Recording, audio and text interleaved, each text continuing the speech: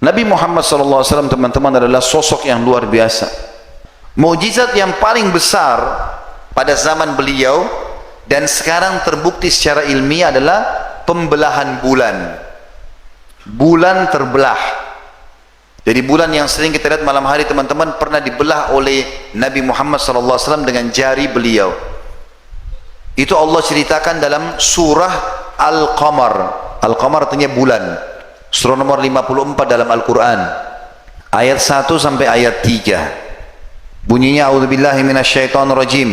Iqtarabatis sa'atu wa insyaqqal qamar. Sungguh telah dekat kiamat dan benar-benar bulan telah terbelah. Wa iyaraw ayatan yu'ridu wa yaqulu sihrun mustamir. Kalau saja mereka orang-orang musyrik Mekah melihat mukjizat pada diri Muhammad SAW ini, mereka berpaling dan berkata ini sihir yang terus-menerus dipertunjukkan.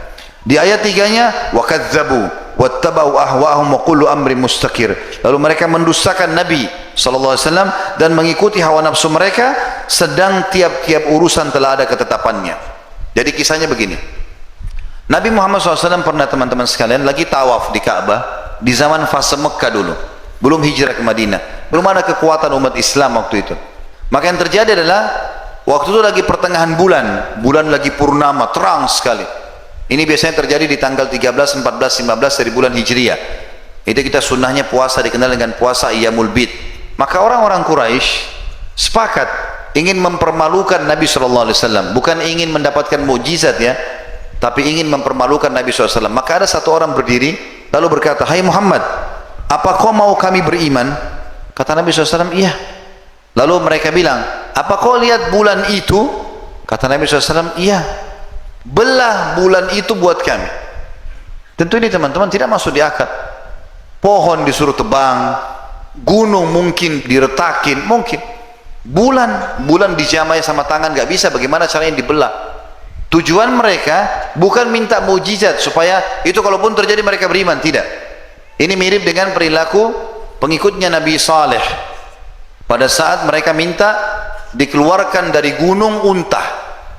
Tapi Nabi Saleh bilang, kalau saya minta sama Allah, apa yang kalian minta itu betul-betul dari gunung batu ini, keluar unta betina. Plus lagi unta itu harus bisa berikan susu seluruh negeri pada saat itu.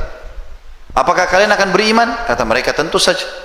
Maka beliau pun berdoa, lalu betul-betul gunung terbelah, keluar unta. Dan unta itu seperti yang mereka minta. Tapi Allah mengatakan mereka bunuh unta itu, lalu mereka berhak untuk mendapatkan siksa Tuhan mereka, karena mereka bermaksiat.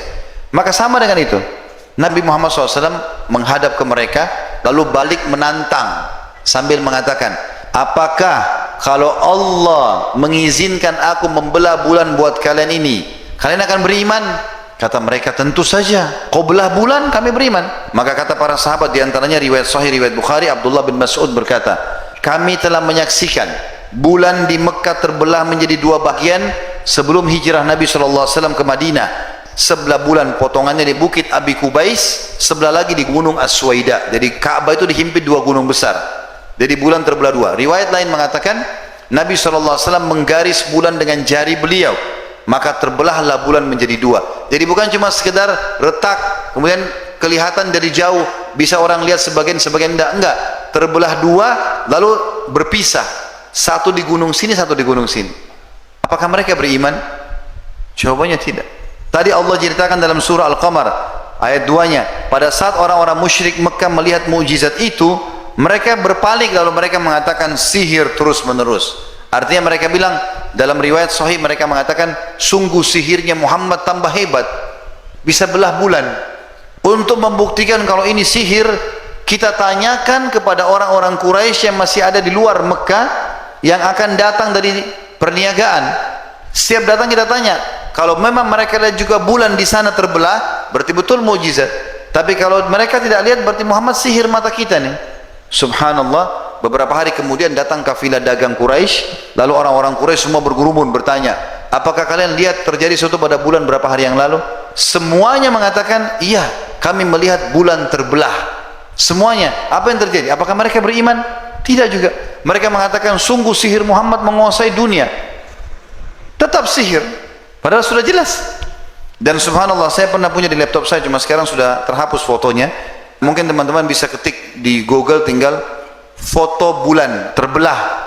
Jadi saya punya fotonya, dan ada secara ilmiah diambil dari satelit. Itu ternyata di tengah-tengah bulan ditemukan oleh para ilmuwan ada garis, itu seperti retakan. Benda pernah retak terbagi dua lalu tersatukan lagi. Dan itu secara ilmiah mereka mengatakan ini menandakan bulan pernah terbelah dua, tapi entah kapan, kata orang-orang non-muslim, para peneliti. Yang jelas ini pernah terjadi, dan bukan mustahil bulan bisa terbelah lagi yang kedua kali ini. Kita umat Islam turun surah nomor 54 Al-Qamar. Hadis Bukhari menjelaskan ternyata itu dibelah oleh jari Nabi SAW. Ini mukjizat luar biasa. Yang kedua, jadi pernah satu hari dalam hadis Bukhari juga, Nabi SAW lagi khutbah Jumat. Kita tahu kalau khutbah Jumat, teman-teman laki-laki tahu, lagi hening, orang lagi dengar. Ada juga sebagian yang tidur. Tapi yang jelas pada saat lagi khutbah biasanya orang hening. Maka ada satu sahabat datang dari luar masjid teriak-teriak, "Ya Rasulullah, ya Rasulullah." Orang semua balik ke arah orang ini. Khutbah Jumat teriak-teriak, ngapain ini? Ternyata orang ini punya hajat penting ini. Ada sesuatu yang dia inginkan. Lalu Nabi SAW mengatakan, "Kenapa kamu?" Dia bilang, "Ya Rasulullah, terputus jalan-jalan kami, ya, retak semua jalan-jalan karena panasnya ini, kemarau, mati hewan-hewan kami, juga rusak semua tanaman kami, nggak ada air. Mumpung anda di mimbar ya Rasulullah," makna kalimatnya, mintalah kepada Allah agar Allah turunkan hujan. Anas bin Malik, perawi hadis ini yang merupakan pembantu Nabi SAW, mengatakan, maka saya pun melihat ke arah langit, tidak ada awan sedikit pun. Kalau tidak ada awan tidak turun hujan. Turun hujan karena ada awan menggumpal, karena turun dari awan itu kan. Langit seperti kaca. Tapi Nabi SAW tiba-tiba menunjuk ke langit sambil mengatakan dua kali, "Allahumma agithna, Allahumma agithna." Artinya Allah turunkan hujan buat kami, turunkan hujan buat kami. Kata Anas bin Malik, demi Allah belum selesai khutbah Nabi SAW kecuali Madinah dikerumuni dengan awan yang tebal, gelap, lalu turun hujan yang lebat. Kami tidak lihat matahari selama sepekan, hujan terus. Jumat depan Nabi lagi khutbah, hujan ini. Orang yang sama datang teriak-teriak, "Ya Rasulullah, ya Rasulullah." Kenapa? "Ya Rasulullah, jalan-jalan kami rusak, hewan-hewan kami bisa mati, banjir, hujan gak berhenti seminggu. Mintalah kepada Allah agar berhentikan hujan ini." Ini satu Madinah menyaksikan ini. Ini bukan satu dua orang yang lihat, satu Madinah. Maka kata Anas bin Malik, Nabi pun berdoa. Terjemahannya kurang lebih, "Ya Allah, janganlah jadikan hujan ini masalah buat kami, dan jadikan berkah buat kami. Ya Allah, selamatkanlah jalan-jalan manusia, tempat-tempat hewan, kemudian juga lembah-lembah, dan tempat tumbuhnya pohon-pohon." Lalu kata Anas bin Malik, lalu kami menyaksikan Nabi SAW menunjuk ke awan, semua yang ditunjuk oleh jari beliau jadi bubar awannya, sampai akhirnya Madinah jadi cerah kembali. Dari sini menunjukkan mukjizat, bukan hanya sekedar doa Nabi SAW, tapi Nabi diberikan oleh Allah kuasa untuk menunjuk langit, dan itu orang saksikan pada saat itu. Yang ketiga, diriwayatkan oleh Imam Ahmad hadis ini. Ada yang menghasankan riwayat ini, bahwasanya Jabir bin Abdullah berkata radhiyallahu anhu, pernah satu kali kami pulang dari satu perjalanan dengan Nabi SAW, lalu kami melewati suku Najjar. Suku Najjar ini kebetulan tinggal pas di pintu gerbangnya Madinah. Lalu kemudian ada unta jantan yang sedang mengamuk. Jadi unta ini teman-teman kalau ngamuk, dia bisa menggigit, dia bisa menendang, dan sudah sekali dilunakkan. Maka Jabir berkata, "Ya Rasulullah, hati-hatilah, di depan anda ada unta yang mengamuk." Maka Nabi SAW dekati unta itu dengan unta beliau, sambil beliau mengatakan, "Kesinilah." Yang unik, orang semua saksikan pada saat itu, unta yang lagi teriak-teriak, ngamuk, mau gigit orang, nyerang orang, tiba-tiba lihat ke arah Nabi, diam, lalu menurunkan kepalanya ke tanah. Jadi sebagai bentuk kerendahan terhadap Nabi, dia jalan sampai di dekatnya Nabi.